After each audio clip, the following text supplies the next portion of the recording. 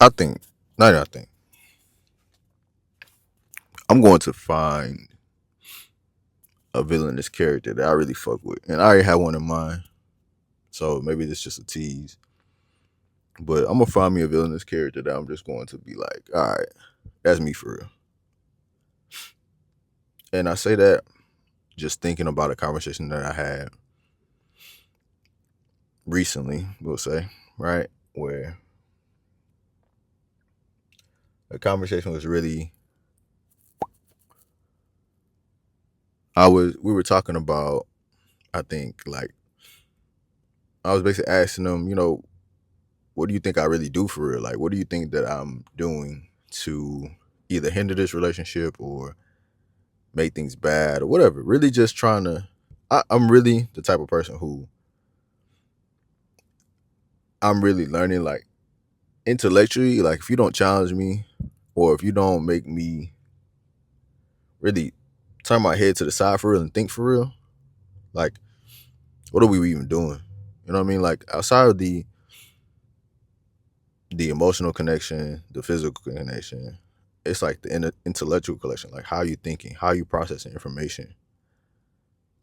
Because I feel like everybody has that way of processing, and I think it's beauty in that. I'm really artistic for real, like autistic, artistic, however you want to call it, right? Like, I really look at shit really different, and I am someone who looks at other people and sees the beauty in what they do, right? So, not to get too far off track, but we're having this conversation, and basically, I was told that for lack of better words, because I'm breaking this conversation down in my head as I'm thinking about it. I was basically being told that I am someone who uh, doesn't want the relationship to really work for real. Like, I sabotage is the word I'm looking for. I sabotage the relationship where whenever a situation occurs or whenever a problem occurs, I am someone who is going to basically trying to find a problem. And in real time, even in hindsight now, when I think about it, in actuality, I know what they were trying to say, and that really wasn't that. But let's play devil advocate. Maybe I'm thinking too far ahead, and maybe like that is what that person was trying to say. Maybe they were saying just that. So let's dive down that realm of saying that I'm sabotaging based on telling someone or telling anyone what I truly and honestly feel. Which, if that person cares for me, right? And I won't say it that way because I don't think that's true. So let me finish my thought and I'll go back. The person was saying that I sabotage a relationship and that I'm not allowing a person space to learn in the way or efforts in which they want to learn or at the pace that they want to learn, right? And I can hear to that, right? I can't knock you for that, right? And I think that's the trouble with some dimensions of relationship, especially in mine, right? I really don't deal with a lot of, for the most part. When I was younger, yes, but as I've gotten older, like, I really don't deal with the bullshit like cheating or lying or being deceiving. Again, you have your one or two slips here and there, but for the most part, I deal with upfront women, right? Where if you can't be honest with me, then what are we even talking about for real? Like, generally, what the fuck are we even discussing, right? So for the most part, it's brutal honesty. It's telling me what you really think, telling me your honesty. Like, you see a nigga that you think is cute walking by, like, obviously don't be disrespectful, but you know what I mean? Like, we're human. We both see what we see, right? Like, ain't no reason to be deceptive about shit. And so, again, this particular situation telling me that I'm um killing a relationship by basically being honest, okay? And if that's true, then where does my honesty even lie, right? Why are you even entertaining someone who you feel like would sabotage something that's good for them, right? Because at this point, at that stage, you're not going to change that. You're not going to change that by having a conversation that you didn't even develop yourself to even bring that about. And you're only really having this conversation based on the premises that I came to you and was telling you about something that was bothering me, and now we're saying how I'm sabotaging, right? So that throws even more complication in what you're saying, because it's not coming off the muscle, it's coming off the strength of, oh, I said something, now you feel like you gotta say something back, right? Don't do that for anybody. For anybody who's really, you really have an issue, right? Since we're here, anybody that in it at any time, any point has an issue, for real, even if it comes up in the premise of you having a conversation with somebody, right? Write it down. You know what I mean? Make a note. However you decide to make that indication, do that. But don't never never have I experienced a situation where it's a good time to call something out in the midst of being called out for something. So if your partner coming to you and telling you some shit like, okay, I feel like you're not being honest with me, or I feel like, relationship needs work here, or we need to do this here, or whatever the fuck, right? More than likely, 10 times out of 10, for me, I would recommend that you not, in retaliation, be on some shit of, okay, so while we're here, let me tell you about how you don't do the dishes. Okay, so let me tell you about how you don't, you're not good in sex, or like it seems like you lazy, or wherever you feel like may fit there. Don't. Don't even try to make it fit there. Even if it's on the same lines, I'm just a big believer, and I was really having this conversation with my sister for real, right? Where it's like duality, man. Because I've really learned from a lot of different people, and I'm smiling because I'm really like, I really have. I've absorbed a lot of information and really learned some shit about myself through these relationships, through family, through friends. I've really just been adapting, being adaptable, right? So I'm really smiling for real. But learning to shut the fuck up. I call it get your shit off. That's been my lane, and that's been my mantra when it comes to these conversations that I have with people, especially like conflict. I'm gonna get back to that one because I was told I don't have conflict resolution. Like I don't know how to deal with conflict. Um, yeah, I'll circle back on that. But yeah, getting your shit off. So it means that, for me, it means that whoever's having this intervention, whoever's deciding to, come out the gate, first out the gate, decide to take the first leg of this 4x4, right? It's called a 4x4. You decide to take it the first leg, right? Cool. Let them have that space to do that. Let them have the reins to talk in circles, cuss, be disrespectful to a certain degree, because again, get your shit off. You know what I mean? Get it off your chest, bro. Whatever's sitting on that bitch, get it off. Let your anger out. Because to me, personally, I can only speak for myself. I can respect your pain.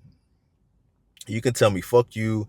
I feel like you don't give a fuck about me, and all you do is talk shit about me, and you go home or you go to your friends and you talk shit about me and da da da da and da da da. Hey, get your shit off.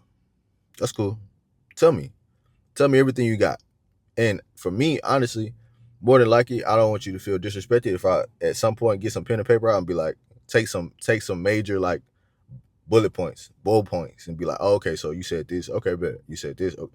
Not to come back and retaliate you, because I don't want to retaliate. If I'm allowing you the space to even get in my face and tell me some shit like that, curse at me, tell me some real true shit, that means I trust you for real. That means I really value your opinion enough to be like, let me sit here and take time out my day so you can sit up here and say some shit that may make me mad for real. And I gotta really regulate. That's not the word either. Regulate. It's gonna come out. Regulate my feelings for real, so that I can really truly understand and dim the noise and dim the volume of what you're speaking out, right? Because I don't have a problem with that for real. Because I understand the value in someone sifting through gold, right? When you have gold, when you truly feel like you in a fucking, you in a stage, or you with somebody, or you value something so much and it's truly gold, You gotta sift through it. Niggas ain't just walking up to gold nuggets. You're just not. You're gonna have to sift through some dirt. You're gonna have to sift through some mud, some rock, some rubble, some real tough shit to really get to what you're looking for. And that's fine. But you got, as both parties, you got to be willing to bounce that and know that in the back of your mind, like, okay, like, you gonna piss me off. But in the pissing off, you shouldn't continue to want to piss me off. And I shouldn't want to continue to piss you off. We should want to help each other. We should want to be able to bounce ideas off each other and understand that this is going to be, it's going to be not a power struggle, but it's going to be a struggle in some points to get to truly find understanding. And we should be finding every avenue and every crevice and every way to try to figure it out. And that's the fucking work. That's the work. That's what everybody misses from me when I see people talk about, oh, this didn't work or this didn't work. It's because one person is trying to figure it out and the other person is like, nah, they just don't love me for who I am for real. Yeah, but some parts of you are shitty as fuck. Some parts of you are trash. Some parts of you are lazy. Straight up lazy. Like you lazy for real. Some parts of you just want to fucking sit up and do drugs all day, or you want to drink all day, you want to go to the party, you want to hang out with your friends, you want to do bullshit, you want to watch bullshit on TV and think that you're not part of the bullshit because it's just on the TV. But we'll say, oh, I need to fucking get some fucking sense for the house, or I need to get all this bad energy out the house by with these what's the shit's called? Can't even think, bro. Boy, you fucking like it, incense and all that other shit. You gotta light the incense and put it in the house, and you getting rosemary jewelry to get all the bad energy in the house, but you're inducing energy in the house. You're inducing the energy about the shit that you watch, the shit that you bring in. You always talking shit. You always finding drama about this person, that person. But you're not drama. You don't want no drama. Be damned if somebody talk about you. Be damned if somebody try to spend and invest the time to get you to be a better person and see your flaws and see things that you can work on. Because we all got work, bro. And yeah, sometimes that shit is hard. It's a hard pill to swallow, fam. Don't get me twisted. There are some people in this world, if they were to tell me, bro, it took you too long to really find this groove for you for real, that shit would hurt me to my core. But at the same time, I'll be like, you know what, you're right. I'm gonna eat it. I think that I've become such a strong person in my own mind, in my own right, in my own ability to just eat shit and be like, yeah, I did that. Whether right, wrong, left, right, green, yellow, blue, I just take it for what it is. And I've always learned to be like, all right, like, I done had some hard people in my life, fam. For real, for real. I'm talking about some real fucked up individuals mentally and emotionally really be in my life and try to tell me some shit. And I really I didn't grow up a kid that was back talking or that would try to like retaliate on some shit. But I had extreme anger, bro. But I was real concise with it though. That's the biggest difference between me and like the niggas that I imagine in my head. Like especially in middle school, high school, whatever. Like I wasn't a nigga who's gonna go to school and be a bully. I wasn't a bully, right? I actually had like growing up, people were captivated by me. People surrounded themselves by me and really fucked with me for real because I was still a nerd. I was still like an everyday nigga. I was in band. I played basketball. I played football, right? But like at the same time, like you weren't finna try me for real. Like you weren't finna. You may have an opinion about me, but you weren't finna try me for real because niggas knew. Like, go ahead. And it wasn't like I was doing anything over the top to just try to make a nigga fear me, but I had to respect we both knew like, all right, bro, like when it come down to it, you're not finna play with me for real. Like I'm one of them ones for real. I may not be with the fucking varsity team over here shooting the shit, but I'm in my own lane and niggas know me for real, right? And like I never really knew it like that, right? Because of the certain groups that I could tap into, right? I always knew that I was able to tap into certain groups, and I really fucked with that within myself. But anyway, back to this relationship shit. Staying on track, okay? I feel as though that for me to embrace the villain thing, the reason why I even said that for real is because the person made the comment to say that, you know, I was trying to like play devil's advocate and also be abrasive of what they're saying and say, okay, like if you feel like I'm doing that, I'll make sure to, you know, do better. I'll make sure to make the adjustments. I'll make sure to do the things that are going to, you know, make you feel better about the situation. And basically the comment was like, but it doesn't matter what you do per se. I still like the shit still happened. You still are you still that person. Like you're still the person that did that thing. So it doesn't really matter. And I had to stop for a second. I was like, damn, like that's a fucked up way to think about it. Like, not to charge you up or to try to change your perception of that. If that's how you feel, that's how you feel, right? I can't change that. But that is fucked up to have that kind of mentality to me, especially as someone that I'm investing my time in, because that's a very non-adaptive way to think about it. One. And two, I was trying to tell them like, okay, like you don't really understand like how people can be evil for real. Like in real life, not just in movies, but in real life. In real life, how niggas can like get grimy. And a lot of people that are grimy really cared more than just your typical person. Like a lot of niggas that I know for real, and I can point them out in real life, they really care for real. Like I was talking to one of my partners at work the other day, and we were like, you know, she made this comment. She said, she was like, real niggas get fucked over for real. And I was like, yeah, but like, I don't want to think like that. Like, I don't want to let myself get wrapped up in that emotion of thinking like, oh, okay, like niggas gonna fuck over me just because I'm a good person, right? Because I feel like that leads you down a really dark path, right? So stick with me, right? And she was like, yeah, but it's true. And I was like, yeah, but you shouldn't think like that. And I was like, she know, we'd had this conversation. I'm not here to try to change how you think. I'm not here to change how you think. I'm just telling you for me, this is how this shit moving, right? And I said that because of the same reason why I was saying this about X girl over here, right? Said girl over here.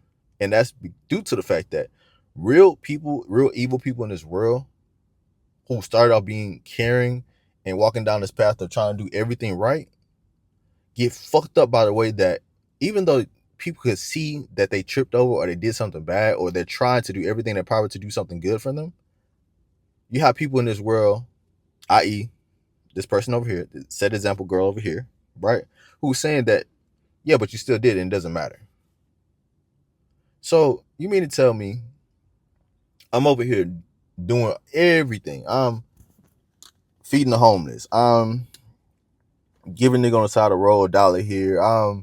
You know, my mama asked me for $15. I'm giving her $15. My cousin over here asked for $100. I give $100 here.